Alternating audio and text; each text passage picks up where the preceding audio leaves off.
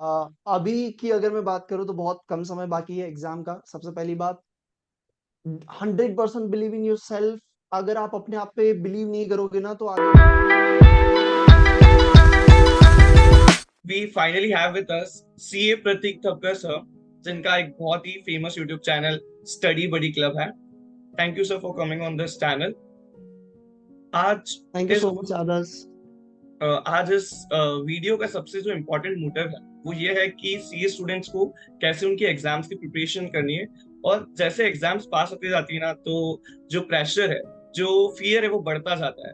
सो इस वीडियो के राइट, बाद उन सबको बहुत हेल्प मिले, सबसे मेन ऑब्जेक्टिव इस वीडियो का ये है। एंड आप राइट। उन्होंने बहुत सारी स्ट्रेटेजीज बनाई हैं, इतना आप स्टूडेंट्स को हेल्प करते हैं। So this is right. Really going to help all of us. So starting with the yes. First question, we are very excited to know who is CA Pratik Thakkar, and tell us about yourself, about your journey. Just a recap. Actually मैं अपनी पूरी journey बता देता हूँ तो उसमें सारी चीज़ें आपको समझ में आ जाएगी। Yes, we are excited. A, till 10th और 12th में बहुत एवरेज स्टूडेंट आप बोल सकते हो, मतलब पढ़ाई में कभी मैंने मेहनत करी नहीं थी। It was 65% in 10th and 65% on 12th। जिंदगी में पहली बार पढ़ाई में मेहनत करी थी वो 12th में करी थी, बट वो भी रिजल्ट नहीं मिला। तो देखो, मेहनत ना करने पे फेल हो जाते हो तो कोई दुख नहीं होता, बट मेहनत करने पे रिजल्ट नहीं मिलता तो दुख होता है। Yes, sir. तो that was the first time जब मेरे को लगा कि यार मेहनत करने पर भी रिजल्ट क्यों नहीं आया। तो मेरे को थोड़ा हर्ट हुआ और फिर I decided to go for CA. Foundation में मैंने कोई क्लास नहीं किया और विदाउट क्लास में फर्स्ट अटेम्प्ट में निकल गया। तो वो मेरा एक वो पॉइंट था जो 6 महीने, जिसमें मैंने काफी सारी चीजें सीखी। तो वो 6 महीने जो था वो मेरे लाइफ में बहुत बड़ा टर्निंग पॉइंट मेरे लिए बना था। वो मुझे काफी कुछ चीजें सिखा भी गया। उसके बाद मैं इंटर में और देन फाइनल में तो वहां पे कोई प्रॉब्लम्स नहीं थी। थ्रू आउट में अच्छी तरीके से निकल रहा था। Then after I contest for election for CA students का जो होता है, तो आई Okay. थॉट कि मुझे चेयरमैन बनना है और स्टूडेंट्स काफी कनेक्टेड थे मेरे से, तो Okay. मुझे हेल्प करने में भी बहुत अच्छा लग रहा था। But then I lost by just 2 votes. तो वहां पे एक दूसरा लाइफ में जो इंसिडेंस आया कि जहां पे लगा कि यार 1.5-2 साल स्टूडेंट्स की हेल्प करने के बाद भी वो मतलब जो अचीव करना था वो नहीं मिल पाया, इवन स्टडीज सेक्रीफाइस करने के बाद भी।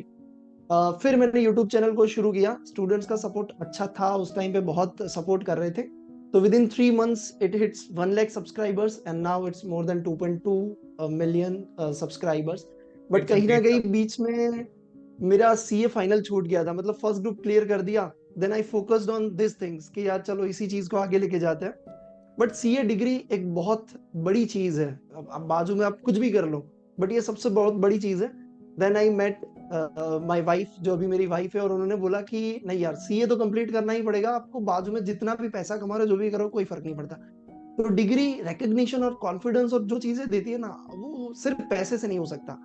देन उन्होंने मुझे पुश किया, मैंने कहा 2 महीने का ब्रेक लूंगा, 1.5 महीना या 2 महीने का, एंड देख लेंगे, एक ही ग्रुप देना है। और लास्ट अटेम्प्ट था ओल्ड सिलेबस का, 20 जुलाई 2020 में। एंड उस टाइम पे मैंने अच्छी तरीके से एनालिसिस करके क्वेश्चन सिलेक्ट किए और उस हिसाब से पढ़ाई की and then I cleared it. तो अभी बहुत अच्छा चल रहा है, स्टूडेंट्स को भी गाइडेंस चल रहा है।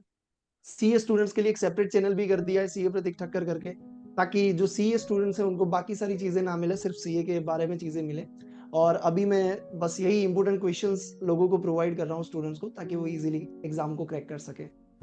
तो वो कहते हैं ना कि मतलब behind every successful man there is a woman. So आपकी भी लाइफ में वो आए एंड उन्हें आपको गाइड किया एंड एक प्रॉपर डायरेक्शन दिया। And this important question right. की आप बात कर रहे हैं, सो मैंने बहुत सारे स्टूडेंट से भी पूछा है, तो उन्होंने भी बताया था कि they are helping a lot to them. So उसके लिए भी बहुत बहुत थैंक यू आपको कि इतना अच्छा काम आप ये स्टूडेंट्स के लिए कर रहे हैं।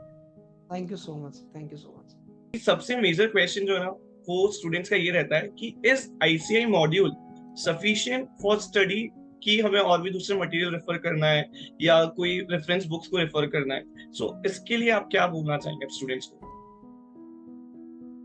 सबसे पहले तो मैं ये बताऊंगा कि काफी सारे स्टूडेंट्स जो होते हैं वो ये मानते हैं कि हमने क्लासेस का बुक किया है तो अब आईसीआई का करना है कि नहीं करना है। देखो, सिंपल सी बात बताऊं, कोई भी क्लासेस ले लो, मतलब कितने से बड़ा क्लासेस आप ले लो, सब आईसीआई के क्वेश्चन ही उठाते हैं। हाँ, नए क्वेश्चंस बनाते हैं, मैं रिस्पेक्ट करता हूँ, बट आईसीआई के क्वेश्चंस या पास्ट आरटीपी एमटीपी सब चीजें कवर कर लेते हैं। तो अगर आप क्लासेस जहां से कर रहे हो तो उनको आप पूछिए, अगर वो बोल रहे कि हाँ भैया सब कवर है, तो आपको और चीज करने की जरूरत नहीं है।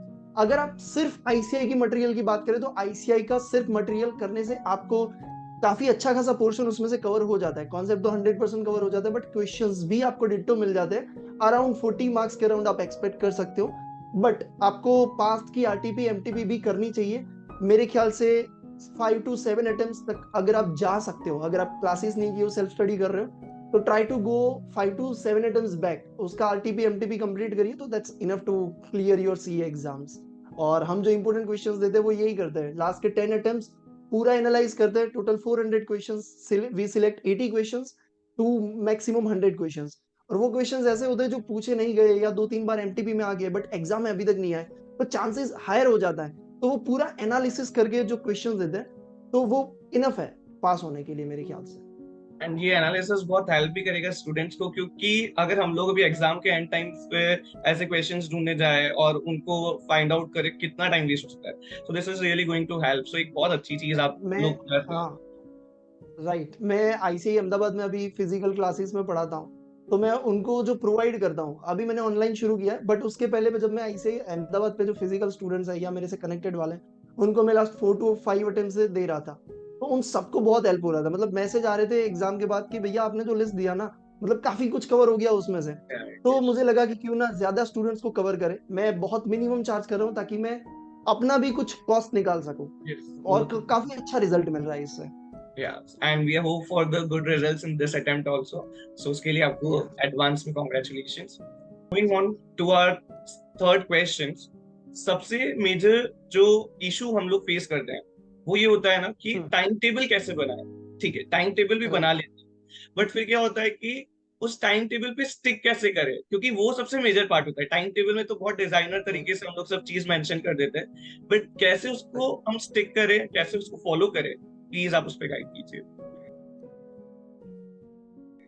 यस, जितने भी स्टूडेंट्स आपसे, आपके फ्रेंड्स जो भी देख रहे हैं, ठीक है, उनको मैं एक ही क्वेश्चन पूछूंगा कि मेरे ख्याल से लाइफ में आप भी इसी तरीके से टाइम टेबल बनाते होंगे। कल सुबह 7 बजे उठूंगा, 9 बजे तक पढ़ूंगा, 9 से 9:30 का ब्रेक लूंगा, 9:30 से 12 बजे पढ़ूंगा, 12 से 1 का ब्रेक लूंगा, लंच ब्रेक। टाइम वाइज कभी भी अपने आप को रिस्ट्रिक्ट मत करो। जब भी हम टाइम वाइज रिस्ट्रिक्ट करते हैं ना, वो डीमोटिवेट करता है। अब देखो फॉर एग्जांपल 7 बजे उठना था और 8 बजे हम उठे, 1 घंटा लेट हुए ना, वो पूरा दिन बर्बाद कर देगा। हम सोचेंगे अल्लाह मेरा तो यार लेट हो गया, लेट हो गया, वो डीमोटिवेशन आपका पूरा दिन खा जाएगा।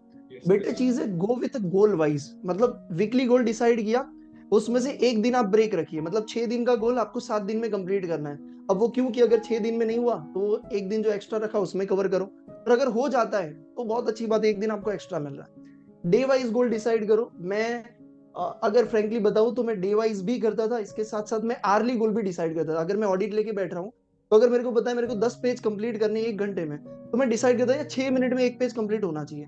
तो वो जो 6 मिनट था ना, मेरा कॉन्सेंट्रेशन 100% वहीं पे रहेगा। जैसे ही पेज कंप्लीट हुआ, टाइम देखेगा, अल्लाह दूसरा 6 मिनट शुरू हो गया, let's focus on this page. तो वो टाइम ही अपने आप को नहीं मिलता डिस्ट्रैक्ट होने का। जब आप गोल वाइज चलोगे तो वो मोटिवेट भी करे। इवन आप लेट भी हो जाते हो ना, 7 बजे के 8 बजे, तो आपको लगेगा मेरे को यार 12 बजे तक ये चैप्टर कंप्लीट करना है, 1 घंटा तो वैसे भी सोने में चला गया, अब मेरे को स्पीड बढ़ानी पड़ेगी। अब आप दोनों में देखिए कितना डिफरेंस है आपका अप्रोच। तो ये अप्रोच फॉलो करना चाहिए, गोल वाइज जाना चाहिए, ना कि टाइम वाइज।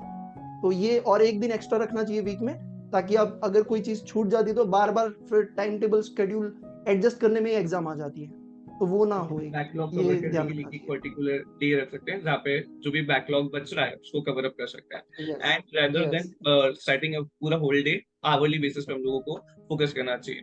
ठीक है, so this is a nice solution जो कि आपने बताया, क्योंकि सभी लोग मेजरली बस यही करते हैं कि सुबह 7 बजे उठना है, 9 बजे ये वो। सो दिस इज वेरी हेल्पफुल कि हम लोग ऐसे टाइमली अगर अरेंज करेंगे तो बहुत हेल्प होगा। मूविंग ऑन टू सबसे इम्पोर्टेंट वाला क्वेश्चन जो कि बहुत सारे बच्चों ने इंस्टाग्राम स्टोरी पे पूछा, मेरे यूट्यूब चैनल के कम्युनिटी पोस्ट पे पूछा, कि हमारे जो थ्योरी सब्जेक्ट्स है, for example audit, yes. EISM, law, इन सारे थ्योरी यस। सब्जेक्ट्स को पढ़ने का यस। कोई मंत्र हो, कोई उपाय हो तो आप प्लीज बताइए। थियरी सब्जेक्ट में जो मेजरली चीजें ऐसी होती है कि जो अपने को समझनी होती है, ठीक है, और दूसरा चीज लिखने वाला पार्ट। यस। अब मैं दोनों को अलग अलग तरीके से समझाता हूँ। पहले समझने वाली पार्ट को अगर आपको करना है, वो कितना भी बड़ा क्वेश्चन हो या कोई भी कॉन्सेप्ट हो, try to convert in your own language, मतलब आप गुजराती समझते हो, मराठी समझते हो, हिंदी समझते हो, इंग्लिश, आपको जिस भाषा में आपको कंफर्टेबल लगता है ना, हर क्वेश्चन को उस लैंग्वेज में आपको कन्वर्ट कर देना है। मैं क्या करता था, कोई भी क्वेश्चन है उसके साइड में मैं अपनी लैंग्वेज में जो चीजें ये पूरा क्वेश्चन पूरे पेज का कहना चाहता है उसको 2 लाइन में लिख देता था। अब जब भी मेरे को रिवाइज करना है या कॉन्सेप्ट को याद करना है, 2 लाइन पढ़ो, पूरा क्वेश्चन मेरे को याद है। बट प्रॉब्लम होता है लिखने में। अब लिखने वाले पार्ट में एक अच्छा सा जुगाड़ मैं आपको बता देता हूँ। देखो, पूरी की पूरी लैंग्वेज लिखना पॉसिबल नहीं है, किसी के लिए भी पॉसिबल नहीं है, ऑडिट वाली या लॉ वाली। बट उसमें काफी सारे ऐसे वर्ड्स होते हैं जो हर क्वेश्चन में आपको कहीं ना कहीं रिपीट दिखेंगे, टेक्निकल वर्ड्स।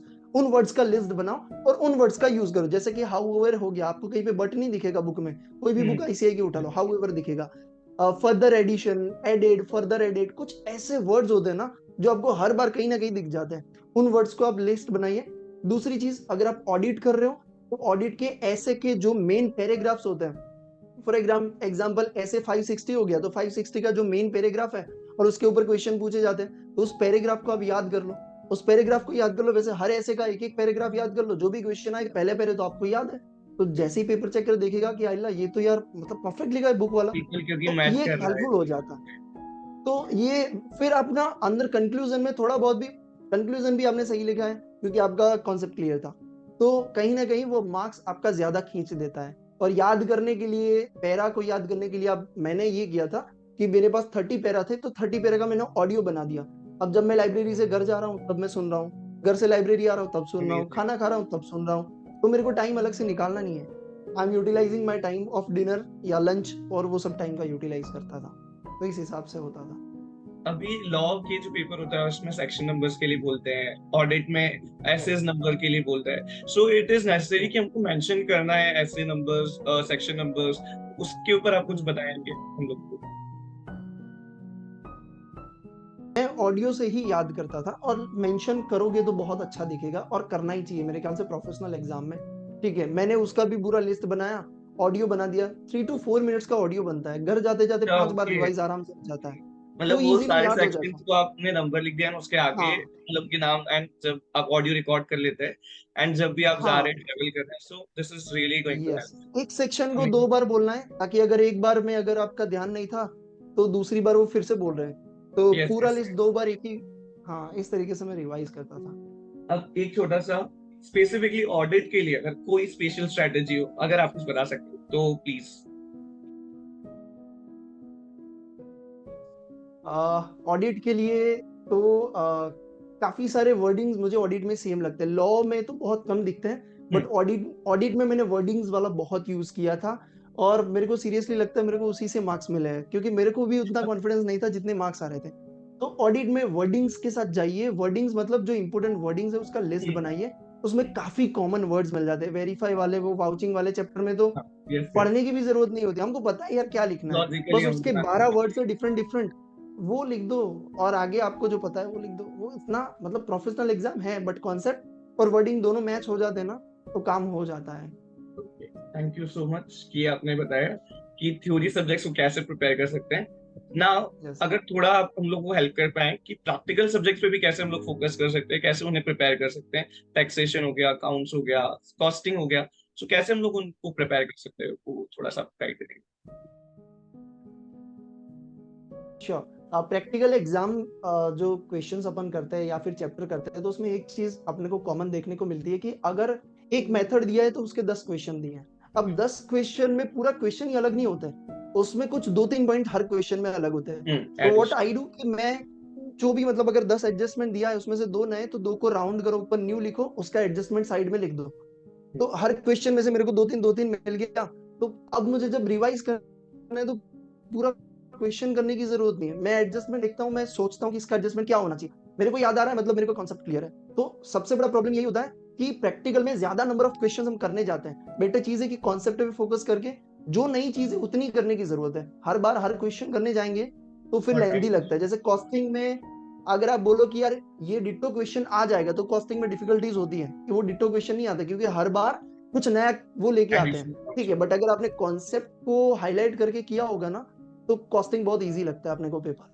एंड तो इससे ये जितने प्रैक्टिकल भी में टोटल करना क्वेश्चंस है वो भी कम हो जाएंगे, लाइक नंबर ऑफ क्वेश्चंस जो हम लोग को प्रैक्टिस करना यस। है वो भी रिड्यूस हो जाएंगे, तो एक कॉन्फिडेंस और टाइम प्रॉपर मैनेज होगा कि हाँ बार बार रिवाइज कर पाएंगे। सो this is again yes, a good perfect. Suggestion. सबसे ज्यादा जब हम लोग पढ़ाई करते हैं ना, तो होता है कि बहुत ज्यादा डिस्ट्रेस हो जाते हैं, या ऐसा लगता है बस अब ये सैचुरेशन पॉइंट आ गया, इसके बाद अब मुझसे ना तो पढ़ाई हो रही है ना कुछ हो रहा है, राइट, मुझे मतलब संन्यास लेना है, लाइक काइंड ऑफ ऐसी वाली फीलिंग आ जाती है। तो उस राइट। फीलिंग से हम कैसे फाइट करें, कैसे हम अपने आप को वापस बाउंस बैक कराएं, मोटिवेट फील कराएं, और रिजल्ट जो एग्जाम स्ट्रेस है, फियर है, उसको कम करें, ये प्लीज आप गाइड कीजिए। ओके। ये सबके साथ होता है, हर स्टूडेंट के साथ। वो कितना भी मोटिवेट हो, बट एक टाइम तो ऐसा आता है कि जब वो भी डाउन फील करता है। सेल्फ मोटिवेशन जो होता है वो सबसे बड़ी चीज होता है। उससे ज्यादा मतलब कोई भी सॉन्ग आप सुन रहे हो या कोई मोटिवेशनल वीडियोस देख रहे हो, तो वो आपको मोटिवेट कर सकता है, बट कुछ टाइम के लिए। सेल्फ मोटिवेशन होना बहुत जरूरी है। सेल्फ मोटिवेशन मतलब अपनी लाइफ में कोई ऐसी चीज को ढूंढो और उस चीज को अपने आप से कनेक्ट करो, जो आपको जब पढ़ने का नहीं मन कर रहा उस चीज को याद करो। आपको तुरंत मन होना चाहिए। जैसे कि मैं अपनी लाइफ की बात करूं तो 12th तक मैंने बहुत सुना था लोगों का, ठीक है, मैं फ्रेंकली स्पीकिंग, मेरे को कुछ भी बोलते जा रहे थे।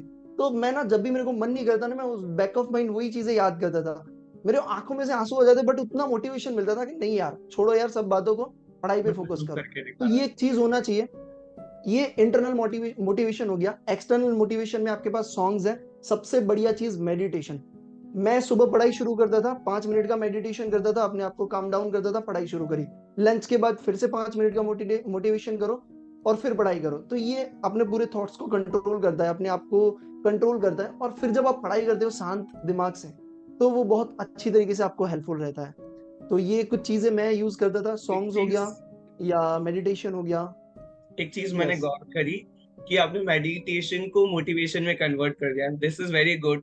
कि हम लोग अगर सुबह यस, उठकर 5 मिनट भी मेडिटेशन करें, तो वो एक तरह से मोटिवेशन का काम करेगा, एंड वो हमको हेल्प यस। करेगा कि पूरे दिन भर हम लोग फोकस रहे, अच्छे रहे, और मतलब माइंड भी हमारा स्ट्रेस कम हो। सो इस तरह से, और सेल्फ मोटिवेशन की जो बात करिए, सो वो सबसे ज्यादा जरूरी आपको होना। यस। मूविंग और ऑन। अगर मैं कहूँ, अगर आपको 2 सेकंड में मोटिवेशन चाहिए, जो भी अभी भी वीडियो देख रहे हैं, क्लोज योर आईज और इमेजिन करो कि आपका रिजल्ट का दिन है। You are clicking on result and it's showing pass. और उसको इमेजिन बेस्ट करो। और भाई फीलिंग। 30 सेकंड्स के लिए इमेजिन करो, बात खत्म हो गई। पढ़ने सही। का कितना भी मन नहीं कर रहा होगा ना, तुरंत फोकस आ जाएगा। तो दिस ये इज द मेरे ख्याल से। शॉर्ट बूस्टर जो आपने दे दिया है स्टूडेंट्स को, कि yes, just imagine the result, and उसके बाद आपको जो फीलिंग आएगी पढ़ने की, वो द बेस्ट होगी। ये सबसे बेस्ट था। Yes, moving yes. On further, ऐसी अमेजिंग टिप्स जो आप दे रहे हैं, सो अब ये टिप्स बताइए कि कैसे वो 1.5 डेज एग्जाम्स के पहले वाला जो प्रिपरेशन लीव का टाइम होता है, उसको हम कैसे मैनेज करें, उसमें कैसे प्लानिंग करें, एडवांस में प्लानिंग करें कि उसी दिन जो भी होगा वो देख लेंगे, या क्या अपना स्ट्रेटेजी होना चाहिए, क्या माइंडसेट होना चाहिए उसके लिए, प्लीज आप guide ओके। मैं बात कर रहा हूँ 2 पेपर के बीच के गैप के बारे में। फॉर एग्जाम्पल, आप एक पेपर दे के आए हो और दूसरा पेपर आपको देना है और बीच में एक दिन का गैप है, ठीक है। कीजिए। तो इवनिंग के टाइम पे आप आने के बाद थोड़ा रेस्ट कर लो, मतलब नैप ले लो, 15-20 मिनट, 30 मिनट, जिससे आपकी थोड़ी सी थकान दूर हो जाए। और उसके बाद उस दिन पे मेरे ख्याल से इजी चीजें कंप्लीट करनी चाहिए, क्योंकि पेपर दे के आए होते हो, पेपर अच्छा गया बुरा गया उसका थोड़ा इम्पैक्ट होता है और थकान भी होती है। तो उस दिन पे आप इजी चीजें कंप्लीट करो। नेक्स्ट डे पे मॉर्निंग में सबसे हार्डेस्ट वाली चीज 12 बजे तक कंप्लीट कर दो, क्योंकि मॉर्निंग में कंसंट्रेशन बहुत तगड़ा होता है। तो वो कंप्लीट कर दो। उसके बाद रेस्ट ऑफ द थिंग्स जो आपकी नॉर्मल वाली बाकी, उसको कंप्लीट करो। लास्ट डे जिस दिन पे आपका एग्जाम है, सिर्फ आरटीपी एमटीपी पास पेपर वाली चीजें ही बाकी रखो। कोई भी चैप्टर बाकी नहीं होना चाहिए, क्योंकि अगर चैप्टर बाकी होगा ना, तो रात को नींद भी नहीं आएगी और सोचोगे यार ये चैप्टर बाकी है।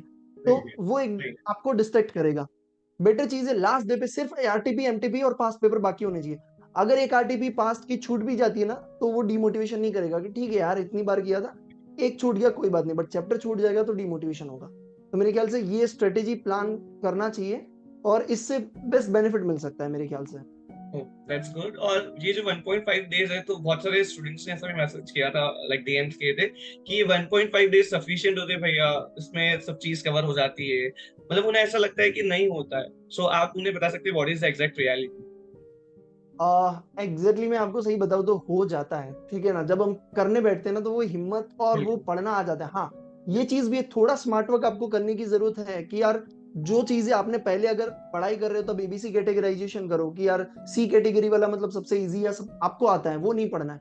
तो थोड़ा स्मार्ट वर्क सी एग्जाम में होना जरूरी है कि लास्ट टाइम पे आप पढ़ रहे हो तो आपको पता है यार कि ये सी वाली तो चीजें मुझे पढ़नी है। 400 क्वेश्चंस आप 1.5 दिन में करने जाओगे तो नहीं पॉसिबल होगा। बट वही चीज आपने एबीसी कैटेगराइजेशन किया है और अपने हिसाब से टॉपिक सिलेक्ट करके रखे हैं कि कौन से पढ़ने हैं कौन से नहीं पढ़ने, तो आप इजीली कंप्लीट कर सकते हो। ओके, सो यस, आप फ्रेंड्स 1.5 डेज में भी अपना कोर्स पूरा कंप्लीट कर सकते हैं। उसके बाद हम लोगों ने आपसे बहुत सारे क्वेश्चंस पूछे। स्टार्टिंग में पूछा कैसे मटेरियल यूज करना है, फिर उसके बाद कैसे मोटिवेटेड रहना है, फिर उसके बाद हम लोगों ने 1.5 डेज का पूछा है। अब सबसे इम्पोर्टेंट, युद्ध की भूमि, यानी वो 3 आवर्स ऑफ एग्जाम्स। जब हम लोग वो 3 आवर्स में बैठकर पेपर लिखने वाले होते हैं, उस टाइम पर भी बहुत सारे स्टूडेंट्स को स्ट्रेस होता है। उस टाइम पे भी ऐसा लगता है कि यार ये पेपर तो बहुत टफ आ गया है, मतलब मेरे लेवल से बाहर है, तो मैं पेपर कैसे लिखूंगा। बहुत सारे क्वेश्चंस आने लग जाते हैं उस टाइम पे। उस स्टेज को कैसे, उस एक्सट्रीम सिचुएशन को कैसे हम लोग डील करें, और वो 3 आवर्स को कैसे हम लोग विन कर पाए, प्लीज आप उस पर करिए। सभी स्टूडेंट्स को बोलूंगा, आगे का कोई भी चीज आपको याद रहे ना रहे कोई फर्क नहीं पड़ता। इस चीज को एग्जाम के दिन पे, एग्जाम के टाइम पे याद रखना। अभी जो मैं बोलने जा रहा हूँ, एग्जाम पे पहले तो आप टाइम पे पहुंचोगे डेफिनेटली। 2 मिनट का मेडिटेशन जरूरी है क्योंकि उस टाइम पे ब्लड प्रेशर हाई होता है। अपने को लगता है यार कैसा पेपर आएगा, काफी थॉट्स चल रहे होते हैं, तो पहले अपने आप को शांत करो। 1 आध मिनट में शांत करने के बाद अपने आप को बताओ कि भाई पेपर इजी आएगा तो कोई टेंशन नहीं है, तो अपन आराम से लिखेंगे, ठीक है, अच्छी तरीके से लिखेंगे। बट अगर पेपर हार्ड आया तो समझ लो पेपर आप अकेले के लिए हार्ड नहीं है। आप सिर्फ आजू बाजू वाले को देखो, अगर उनकी शक्लें बिगड़ रही है, समझ रहे हो आपके पास होने के चांसेस बढ़ रहे हैं। मैं सही बता रहा हूँ। सही है। अगर 100 लोग बैठे या 50 लोग बैठे, उसमें से 20 लोग की शक्ल नहीं है अच्छी, मतलब समझ लो वो 20 तो फेल है। मतलब अभी अपने को 30 में से पास होना है, पास होने के चांसेस बढ़ जाते हैं। ये अपॉर्चुनिटी होती है। जो स्टूडेंट कंपटीशन अगर कम सही होते तरीके जा से रहा है। देखेगा ना, yes this is the opportunity. जब पेपर हार्ड आता है ना, अपने आप को बोलो भैया जितना लिख सको ना, एक लाइन भी ज्यादा लिख सको लिखो, क्योंकि वो आपको पास करवाएगा। और हार्ड पेपर में आपको भी पता है कि पेपर चेकिंग थोड़ा इजी होता है, और जो नहीं लिख के आएगा क्या मार्क्स देगा बेचारा, जो मार्क्स देने बैठे। आप लिखो तो सही। और वैसे भी कुछ लोग तो आप देखोगे ना 2 घंटे में निकल गए भैया, हाँ। वो 20 लोग तो वैसे भी फेल हो रहे हैं। पास होने के चांसेस, परसेंटेज तो आपके बढ़ गए। तो मेरे ख्याल से हार्ड पेपर आए ना, तो इस तरीके से आपको लेना चाहिए कि टिल लास्ट सेकंड मैं लिखूंगा, जितना मेरे को लिख सकता हूँ लिखूंगा। पर इजी पेपर आता है तो चेकिंग हार्ड होगा। ध्यान रखना, सिली मिस्टेक करोगे तो भी मार्क्स काटेंगे। फिर आप बोलोगे भैया ये तो पूरा 8 में से 8 आना चाहिए, मेरे को तो 5 ही दिया। बट आप देखो कहीं ना कहीं मिस्टेक होगी, आपने रुपीज का सिंबल नहीं किया, यूनिट्स में नहीं लिखा। 588 भाई, क्या 588, पीछे लिखो units. We are professional, exam दे रहे ना भाई। तो कहीं इजी, हाँ, इजी अगर एग्जाम आता है तो हर चीज का ध्यान रखो।